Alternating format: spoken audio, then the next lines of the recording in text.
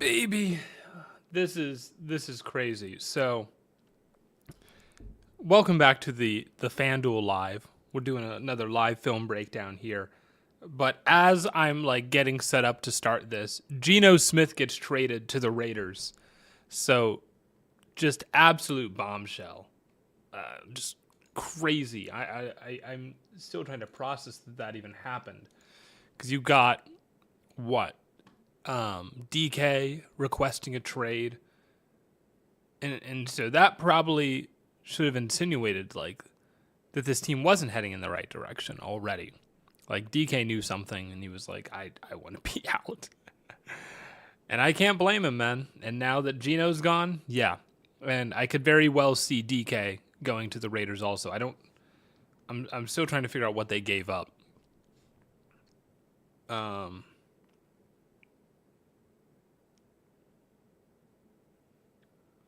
But yeah, I'm still not seeing. Oh my God. Absolute steal. Absolute steal. A 3rd round pick for Geno Smith? Dude. Steal of the century. Steal of the century. Nah, people are saying the Raiders got fleeced. That's crazy. And for a 3rd is crazy.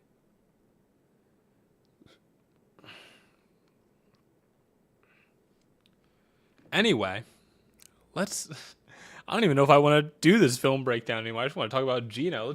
Geno Smith film review. Let's do that instead. Now, we're breaking down Abdul Carter here today. I'm just blown by the fact that this is a thing that happened, like at the same time that I'm, doing my own thing. Again, just like absolute bombshell. Can't believe that this is happening. But hey, I came as soon as I heard. What a silly move. I think it's silly for Seattle, man. I think the Raiders are going to be sick. I've said before, the Raiders are massively underrated in terms of, what they already have. I mean, they've got some pretty good talent on their offensive line. Bowers, first-team All-Pro tight end as a rookie. He's going to continue to be even better probably. And then you've got, a defensive line that could have been one of the best in football last year had it not gotten hurt. You add a real quarterback to that mix, and I do get that they're kind of like rebuilding the Pete Carroll thing from that didn't work in Seattle, So who knows? Maybe it isn't like the best move in the world, and they're not the youngest organization at this point. But I think at the very least it can't be the worst thing. I think the Raiders are trying to go all in for the next year or two.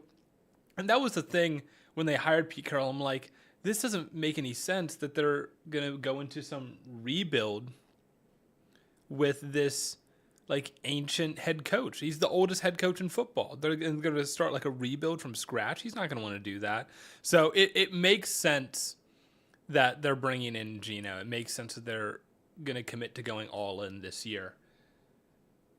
What QB are the Hawks going to get now? That is the ultimate question, isn't it? Because they only got a 3rd round pick back.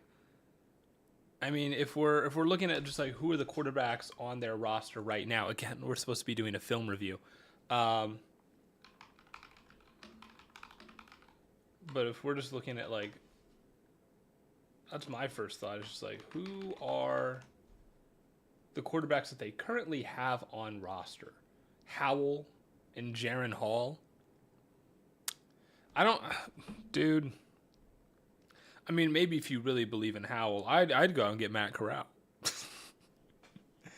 It's just dude, I cannot think of a crazier sequence to go down. You're losing Geno, you're losing DK. You're basically going to be forced to draft a receiver in the 1st round. I mean, because you also cut Tyler Lockett. Man. And now you also need a quarterback. So it's what is your plan here? This This could be a rough couple of years if you are a Seahawks fan. I'm not going to lie.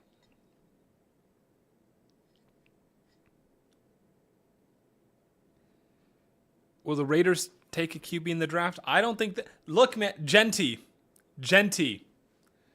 It's the only logical pick. If Genty is there at where they're at 6, right? If Genty is there at 6, they should absolutely take him. They've got Geno. If they end up trading for Metcalf, which now that they have Geno looks more likely, they've got Bowers. They should draft Ashton Genty at number 6. Absolutely, they should. Jake Bobo can be a good 3. The problem is that once they trade DK, Jake Bobo's the 2. Like, it's going to be JSN and Jake Bobo, and, like, that's it. Like, Seattle is going to have to go out and get a receiver. This is crazy. This is absolutely insane. Super PAX. The GOAT.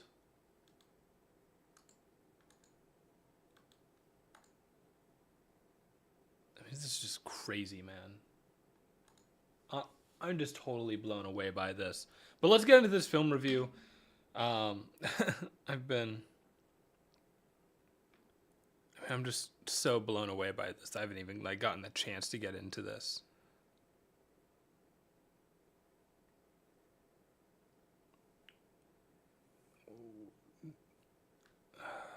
I'm just trying to see what other people are saying about it. I think it's an absolute home run by the Raiders to get Geno for a 3rd. When you think about how many quarterbacks are gonna Stafford was potentially getting traded. He would have gone for at least a 1st, I think. You're probably gonna have a couple teams draft a quarterback in the 1st round this year. The Chargers just signed Adams. Oh my God. Say psych right now. Dude.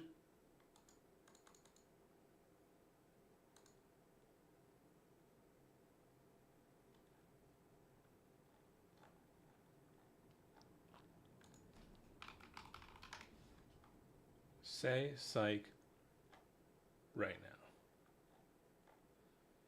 No, dude, you lied.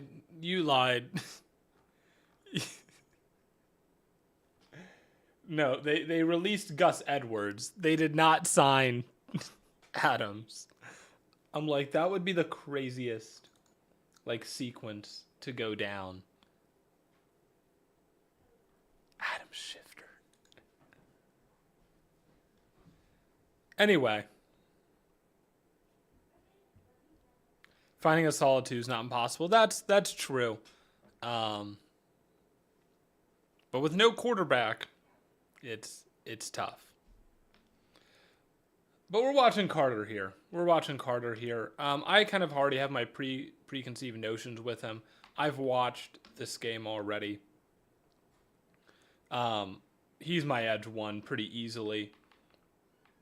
He's just a guy that moves different than everyone else. He's got crazy bend. He's a great run defender, I think, and obviously an elite pass rusher. This play, not doing a whole lot. Tries to stunt inside. If there was anything a concern, it's just the small frame stuff. But stunting inside here, nowhere to really go. They try and throw it up top, and it is a touchdown. Shout out.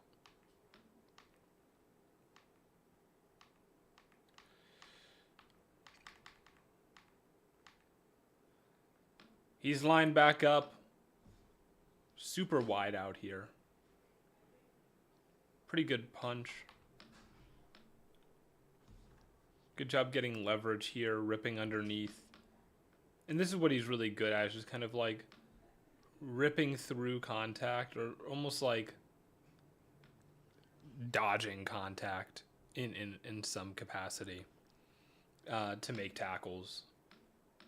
This will be an even better angle of this.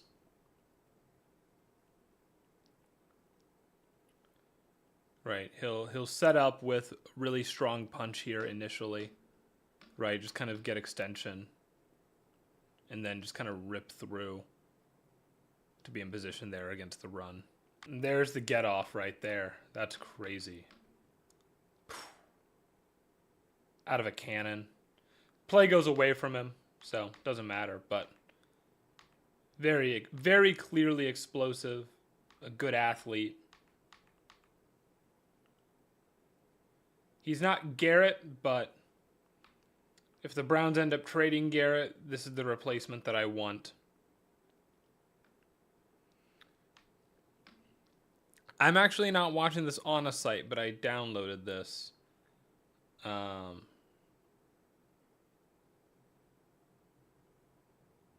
Taking on a double here. QB power. Or not even QB power, it's QB draw.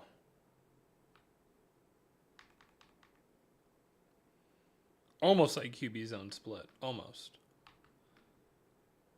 33 basically free rush. This is the other thing I like about Carter. The IQ. Right? A lot of guys just will come screaming off the edge here. Carter's like, no one's touching me. Let me sit back and see what's going on. Kind of waiting for the screen to develop, but it goes outside of him.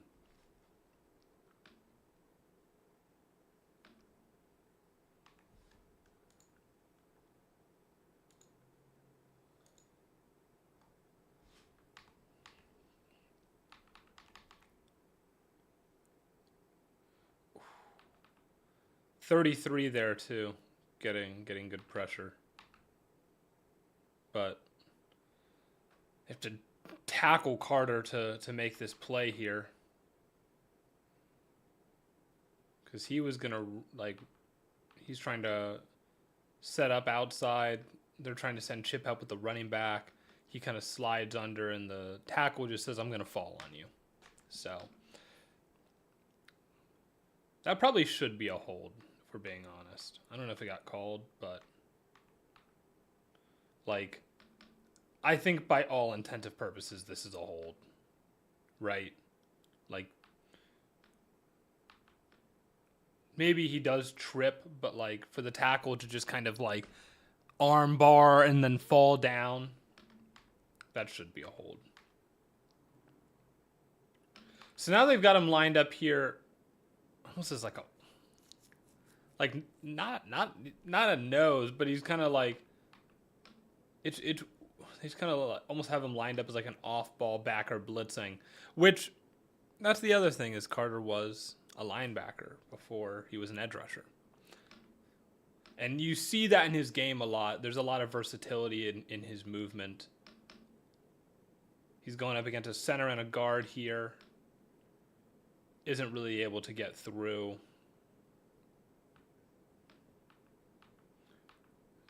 This is not ideal, like, posture to be like you're not gonna bull rush those guys, but maybe it's smart. Let's get to the end zone angle here. You know, they've already run QB draw once. You know, he can see through here. It probably doesn't make any sense, like if he slides in this way and tries to like really loop around, what's the quarterback going to do? He's going to step up here and run, right?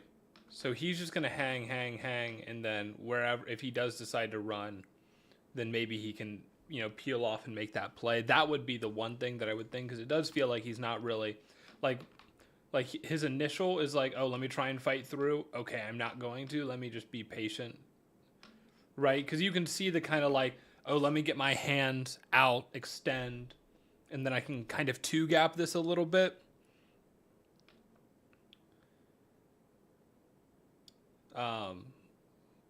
But yeah, he did not have the power to just kind of like split that double team. But I wouldn't expect him to. Like, again, that would be like Garrett level stuff.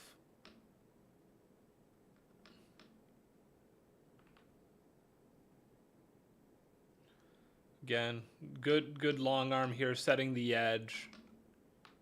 I mean, this is really nice. I mean, to say one arm, he might have two on there, but to really get that much length and extension and not be able to let a tackle into your chest like that, that's just talent and athleticism that you really don't get from a lot of guys. Along with like the knowledge to like, oh, I know how to, set the edge, but also be able to peel off and, play the back also. Here, we'll be able to see if he's doing this with one hand or two.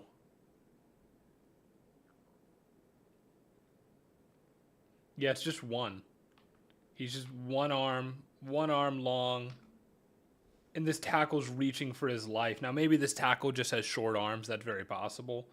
But he's cooking, man. Oh, dude, this is what I'm talking about. This is what I'm talking about, dude. Look at this. Look how quickly he just dips under. And this is the crazy thing. Like his bend per se is like, it's so unique. He almost does this like hip dip thing from like flag football, where he just kind of like lowers his hips and just kind of keeps on running at you. That's crazy. Like, he's not really bending the arc the same way that like a Micah Parsons does or a Garrett does. He just kind of dips under you and is able to just like run through. And it helps him really change direction a lot. Like, that's the thing that's most impressive, is like how quickly and efficiently he's able to change direction at full speed. Goat.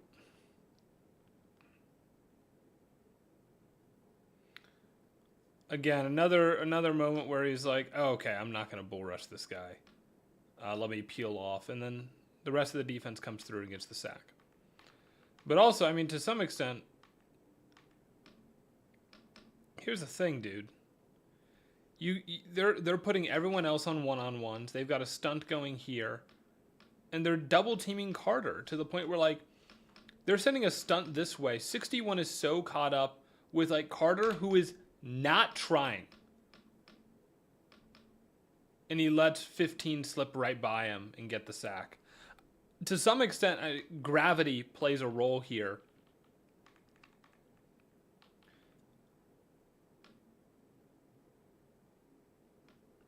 It's impressive stuff, man. Another free rusher there from Penn State. It's not Carter.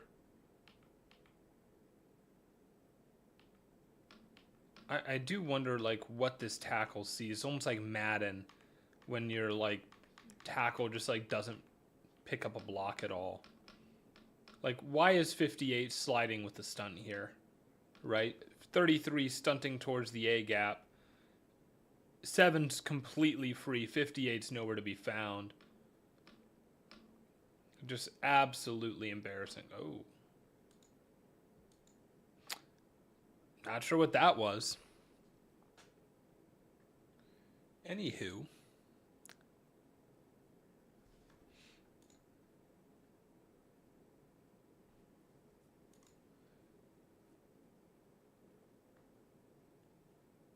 I mean, dude, I'm so blown away about the Geno stuff.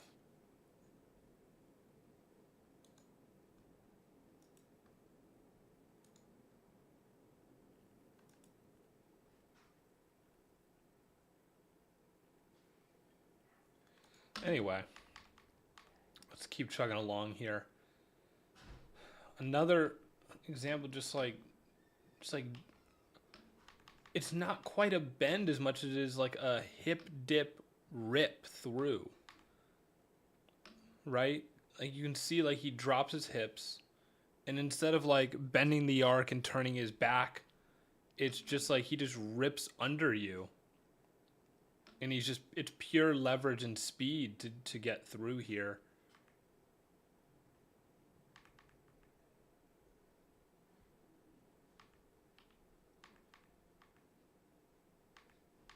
Um, he's just kind of, again, doing more linebacker stuff here. Okay. Hi, Soaps. Hi, everybody.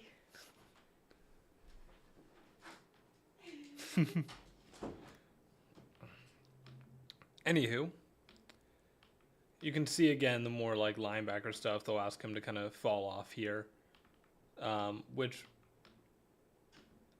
is good. You know, you got like an option type thing going on here. They hand it off, but now you've got Carter who can play the quarterback, and that's probably the guy you want playing the quarterback on the option.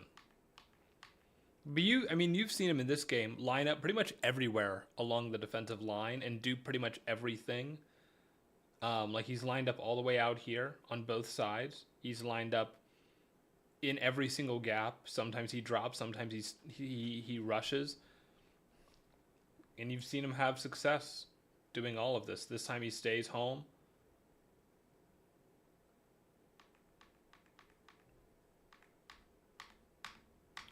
Dude, I'm still like blown away by this Geno thing. Really, truly.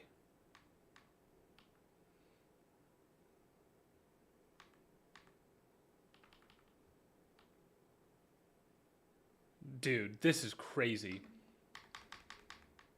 Again, it's not that it's a pure power thing as much as it is just he just knows how to hit you. Right? I've seen him demolish pulling players so frequently where he just kind of gets lower. Look how low he's getting here. Where he just like basically, I mean, look, first of all, look at how low he is. Second of all, look at the extension on this hit. He keeps his balance, keeps his footing, and makes the tackle. He absolutely is the one that makes this play. Like, don't get me wrong, 43 and 13, they do a good job as well. But if Carter gets sealed off here, this back is bouncing it outside, right? Carter blows this play up in just incredible fashion. Shout out to 13 as well. But, oh my goodness. Like, 13-43, this is just good defensive scheme. You know, kind of setting him up, clearing out a gap for him to flow through. This is just pure dominance. What Carter does is pure dominance. Just absolute violation. This guy, number 0, is getting called out in the film room.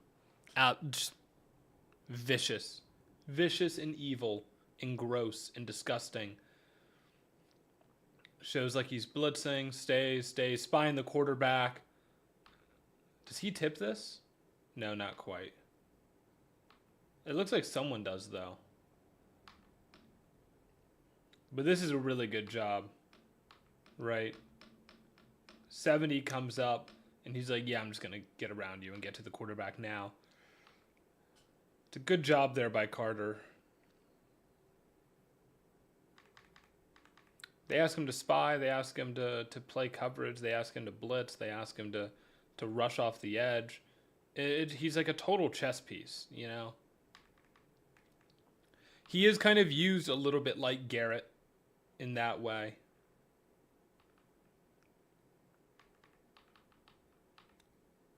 Free rush here. Ball's out too quick.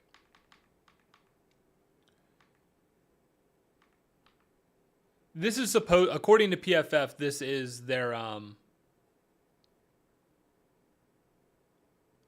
this is supposedly his best game of the 2024 season.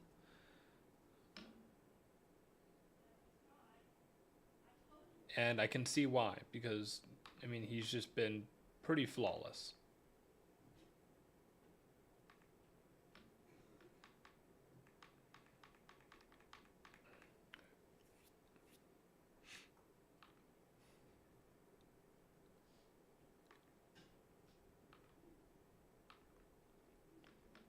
Another puller. He just kind of throws this one to the ground. Disregards him. Which is interesting. You know, the last time we saw him really try and just kind of bulldoze this guy, and this time he's a little bit more patient. I think because he's reading this as an option again. And so that's what he's waiting for. Yeah, that's definitely what it is. He's reading this as an option.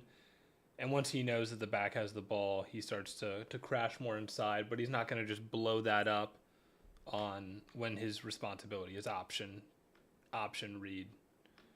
They pitch this wide. Carter's right there, forces him back inside to the teeth of the defense. Again, great edge contain here.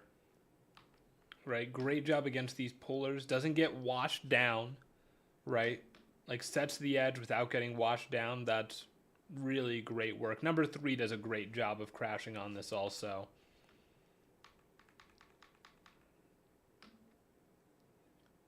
Let's see another angle of this.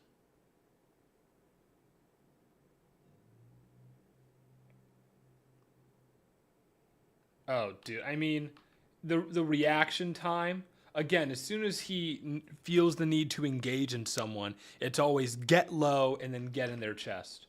Every single time. Like, really, the technique on this is perfect. And the reaction time and the awareness, just the knowledge of, like, what to do to win this rep. Because a lot of guys right here are done. Right? They're too high. They don't have the quickness to get back outside. This running back is catching the ball, and it's one-on-one with this corner, right? But look how low he is, man. He's so, mind you. Mind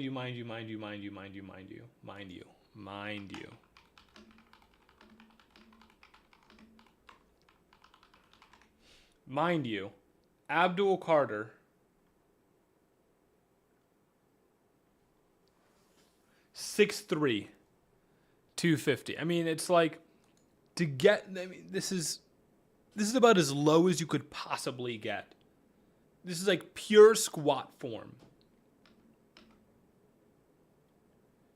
To then explode up, long arm, and just completely track that to the outside, force it back in.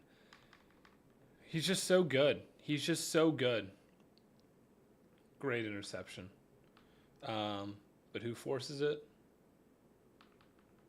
Is Carter on the... Oh, yeah, they've got him lined up at Mike. He's just playing middle. He's like, ref, get out of the way. Yeah, they've got him playing Mike linebacker here. So again, man, just like... They ask him to do everything, and he's good at all of it. Total chess piece on defense. And there's a little bit of power there, backing up this right tackle, number 71.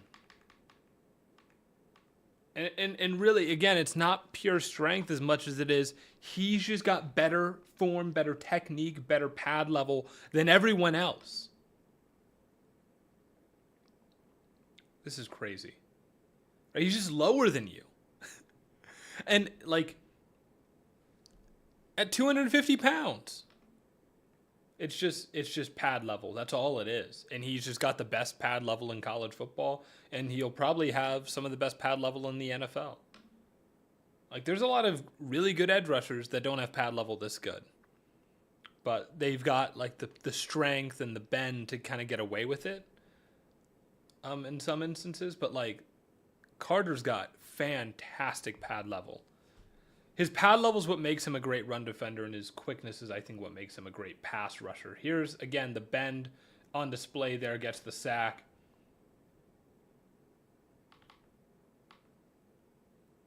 Just kind of rips through him again, dude. It's just pure speed rush from here.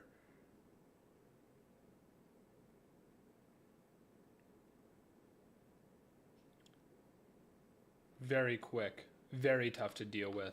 Because it starts off slow, and then it's just a burst. And 71 never had a chance.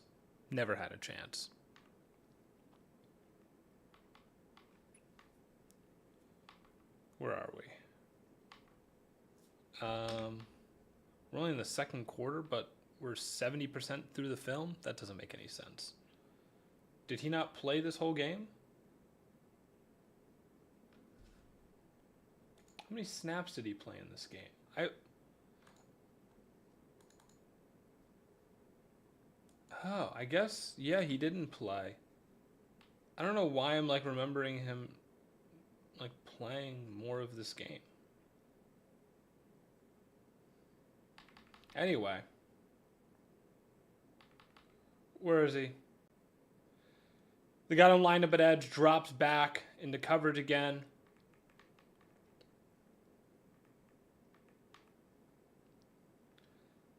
Lined up wide here, coming off. Again, just pretty good speed rush here. But, again, the awareness to recognize... Because here's the thing. He probably could have gotten around the edge here. And a lot of guys would have said, I think I can get to the quarterback this way. Let me just keep going at it until I get there. He recognizes that there is a massive lane over here. And even though there's a backer that can close, a corner that can close, what's the down? It's 1st and 10. You don't want to give up, free yards on 1st and 10. We'll look at the end zone angle so you can really see it too. Right? You don't want to give up these free yards on 1st and 10. Linebacker shifting this way. Right? If he's able to see this and step up, like he ends up throwing it this way. But if he steps up, Carter doesn't want to be the one to let him through there. I think that's a really good decision to spin back inside, even though, like, it might have cost him a chance at a sack.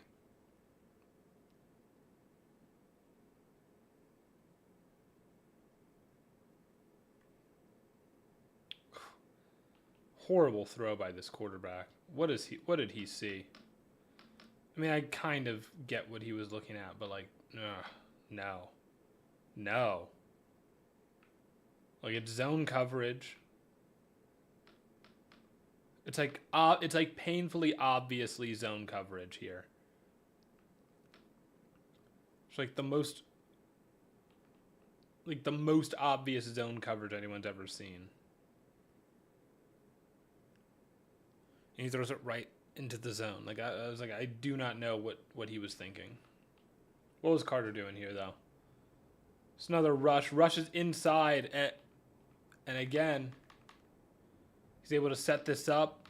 Right? He's been doing this move all night on 71. Right? This kind of slow start. And then ripping on the outside. This time he sells that rip on the outside. Comes back in. Tackle gets caught. Feet a little bit in cement. Trying to protect that outside. And Carter really forces a quick throw here and an interception.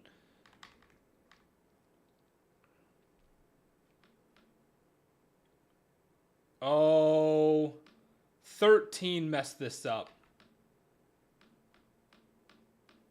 13 tried to get greedy and make this play, and he knocked Carter over. My guess is, based on what I know about Carter, is that Carter was right and that 13 was wrong. Because there should not be two people in this gap, right? There's no reason for two people to be in the same space here. My guess is that Carter was right and that 13 was wrong. 13 should have came outside when he saw Carter sliding in. But instead, they go to the same gap, and it's a mistake.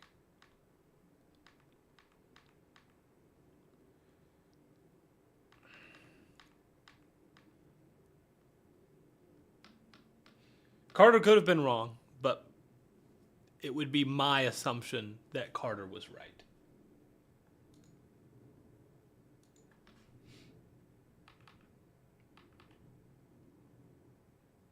Another inside move there.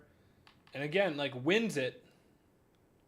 Like, really slippery guy rushing inside there.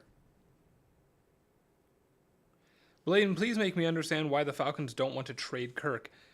How many teams would want to trade for him? I would be willing to bet that they would be willing to. But no one's going to want to trade for him would be my guess.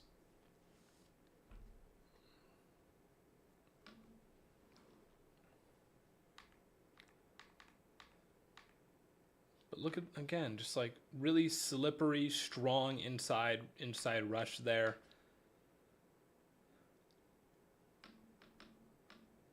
Good spin. Again, good pressure, right? Sets up the outside move. He's just so quick. And he does such a good job of setting up his moves for something later.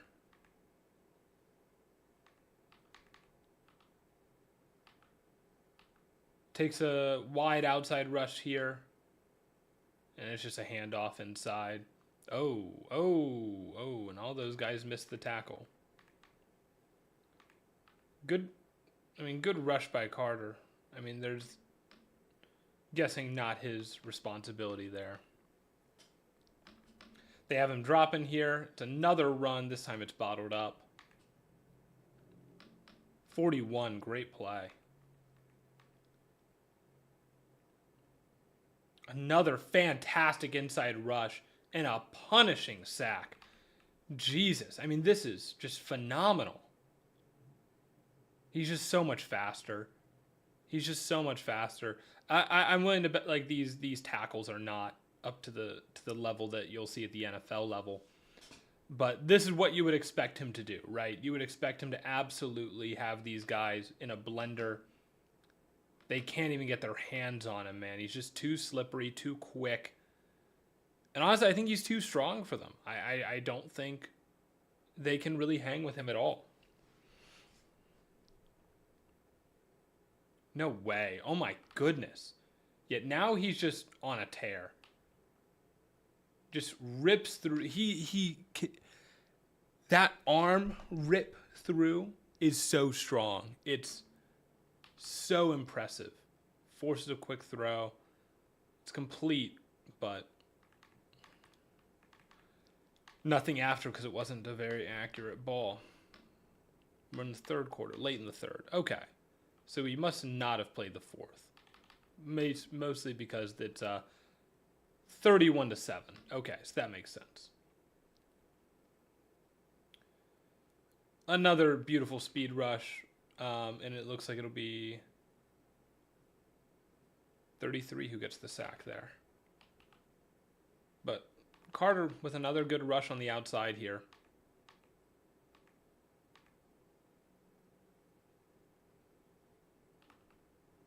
She's got so much speed, so much power,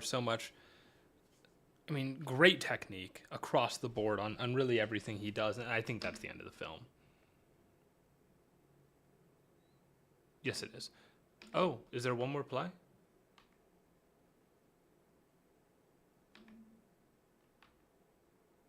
What is this?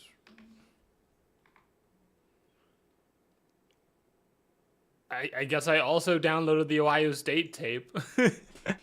We won't watch that today. No, sir. But great, absolutely great prospect. I think he's as good as it gets, really, right there with Will Anderson.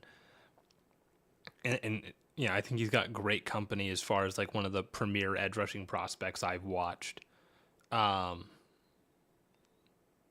Just a phenomenal player. I think he's going to be great at the NFL level. Like, there's a handful of guys that I just feel like so confident that they're going to be good NFL players. Carter's one of them. There just isn't a whole lot wrong with his game. He's one of the few players that I give like multiple 10s in different categories. There's some other guys who aren't like there's like Talik Williams, who's an Ohio State defensive lineman. He's really good. Definitely not as good as Abdul Carter Abdul Carter is as an edge rusher, but he's such a good run defender that I think he's also going to be really good at the NFL level. Travis Hunter, I think, is a pretty much lock to be a good NFL player. Ashton Genty's a lock to be a good NFL player. Speaking of Ashton Genty, that is who the Seahawks, not the Seahawks, that is who the Raiders should be drafting at number 6. Dude, I'm blown away by that trade still. I wish my team made cool moves like that.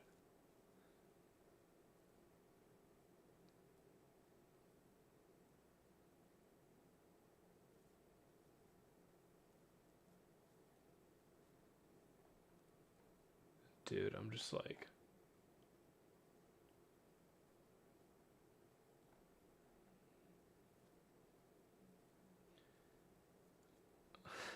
I just keep like scrolling through Twitter for like more of the Geno stuff.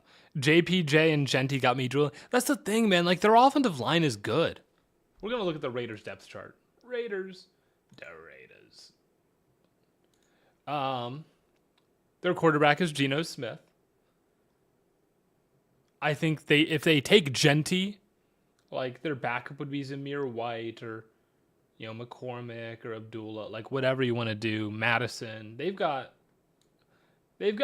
got like the most RB2s on their team right now, but they don't have an RB1, and that's what Genty could be for them.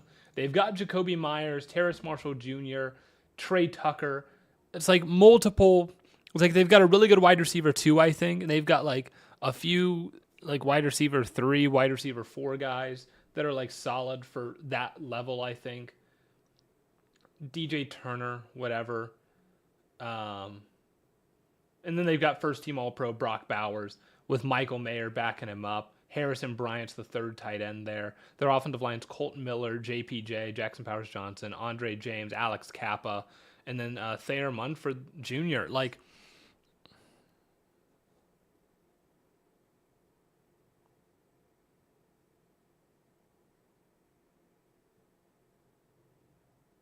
Blaiden Kirk starting on the Seahawks this year. Hey, I'm ready. I'm ready, man. Let's get it. And then their defense, like Crosby, Christian Wilkins, Malcolm Kuntz. The rest of the defensive, I mean, maybe you still have, you know, hope for Tyree Wilson. He is a good athlete.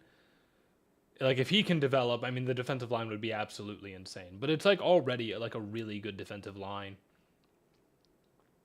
The linebacking and the secondary could definitely use some work, but like they've got some guys. Like, as far as it goes with, like, you look at top teams in the NFL, you know, they have the star power to be up there. And now they've got Geno. Again, if they get another receiver, they get Genty, that offense would be so scary. I would expect them to get DK Metcalf. That would be the expectation. Kirk versus Sam Howell would be the QB battle of the century, man. And I would win. Maybe. But dude, I've got to make a video on this Sam Howell stuff, or not this Sam Howell stuff. Jesus. On this Geno Smith stuff. So I'm going to cut the live short, honestly. 7:50.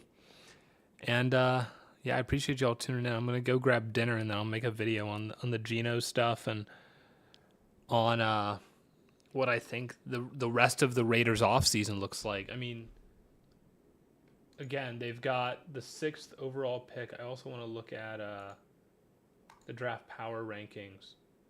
They're ranked 8th there because they have picks 6, 37, 68, 107, 144, 182 in the top 200. Those are all, I mean, that's what, 1, 2, 3, 4, 5, 6 picks in the top 200. That's pretty good.